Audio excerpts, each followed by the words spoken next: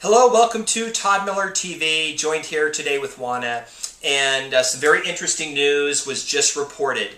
And it is that for the first time in about 7 years in Las Vegas, less than half of the houses are underwater. At the peak, it was about 75% of all houses were underwater, which is pretty much every house with a loan because typically in any market, about a quarter of all houses are owned free and clear. But we just broke the 50%. It's actually 48% at the end of the second quarter is what they reported. Now, here's the interesting thing that I want to talk about with you specifically and educate everybody on. The reason is, it's not because all these people with mortgages got them resolved. It's because prices have been climbing. And every time the price goes up, more people become not underwater. Right. Because now they actually, their house appreciated. It's not because they paid down the debt or they got a loan mod. It's just because prices went up. Right.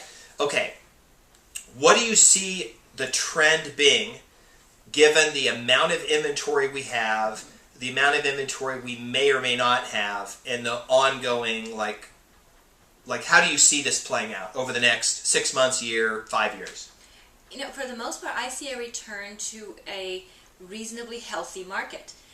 Here's what's going on in the market. We're looking at 6% of the market now, or something in that order, is now REO, which is nothing, okay? That's what a healthy market is. You'll always have some bank-owned property, but not very much, okay? You're looking about maybe a third of the market now is short sales, okay? Which, you know, considering what we've been through, that's pretty reasonable. And the rest of the market is basically traditional sellers, people who either owe nothing or owe less on the house than what it's worth, so they're going to walk away with some money. So we're looking at a return to some sort of normal market. Okay. I know a lot of people think, well, but there's that shadow inventory and there's this tsunami of properties coming. I've heard the word tsunami of properties for so long, you know, sorry, I don't believe that. It's not in anyone's interest for that to happen, okay? 2010 was the first time I heard that word used. Yes. That was 3 years ago, and it was you know, and it was sort of, you know, we were already at a ton of properties. Mm-hmm. There was already a ton of them, right. And it was like they felt that was going to be the next big wave, and it never happened. No, and it's not going to happen. It's not in anyone's interest. Okay. So my point is that we're returning some sort of a normal market, even though I think a lot of people feel it's a manipulated market because of the shadow inventory out there. Whether you believe it's manipulated or not is not the issue. What's at stake is that we're going to be in this market where you have about half the market or better than half the market having equity in their homes. Okay. You're looking at very small bank-owned inventory and the rest being on the border or maybe short sale. And you're looking at this continued appreciation. So long as inventory levels stay low, which makes sense for everybody for that to happen because that continues the appreciation, that continues people not just walking away from the homes because they're upside down in them and thinking it's no longer worth it to me. So long as prices keep trending up, even if they're trending up very slowly, it makes sense for people to stay in their homes and get to a point where they're at break even and not be upside down in their homes. Okay. So I see the market recovering. I see the market appreciating, maybe slowly, but appreciating nevertheless. I see a lot of equity sellers coming to market more and more going forward. I don't see a tsunami of bank-owned properties. I don't see I don't see numbers increasing for short sales. Okay. I see the numbers of people with equity rising, everybody else, all those numbers dropping. What about the people who have said we're in a bubble because prices went up 24%?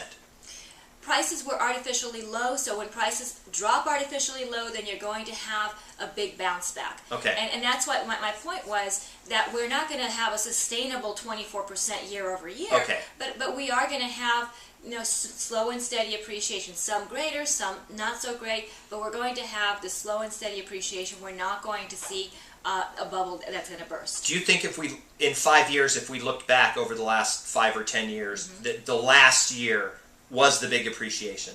Do you just foresee us planning out into some whatever equilibrium and being able to say, well, that was the 5 years, or that was the 1 year, or the 24-month or 12-month period where prices appreciated the most? I think that's very likely, unless, some traumatic or dramatic thing happens nationwide that somehow forces prices up. Okay. All of a sudden we have inflation rising or something crazy like that happening. Barring something happening on the national scene, locally, we're just going to have slow and steady appreciation. Okay, I agree with that. So I just wanted to share that information with you. I get this question all the time. I figured it'd be easier to answer it in a video. That's sort of, historically how things have gone, and when you look forward, you kind of see that's where they're going. I agree, no tsunami, and the shadow inventory for the most part, it's not in anybody's interest to foreclose like crazy and trash all the markets again. Mm-hmm. Banks have incentives now, a lot of incentives to make reasonable decisions and only foreclosing on people that they know they're never going to resolve, and everybody else working out a deal. Right. A really smoking deal, like 2% interest rate, 40-year loans to make them stay in and make those loans current again. Right. Or make them performing so they can sell them or do whatever. Right. Because that's how they make their money. Absolutely. They don't make money foreclosing. They make money by selling performing notes to investors. Right. Okay. Sweet. So that is my update for today. Thank you very much, Oana. You're welcome. And hope to see you on another video. Thanks.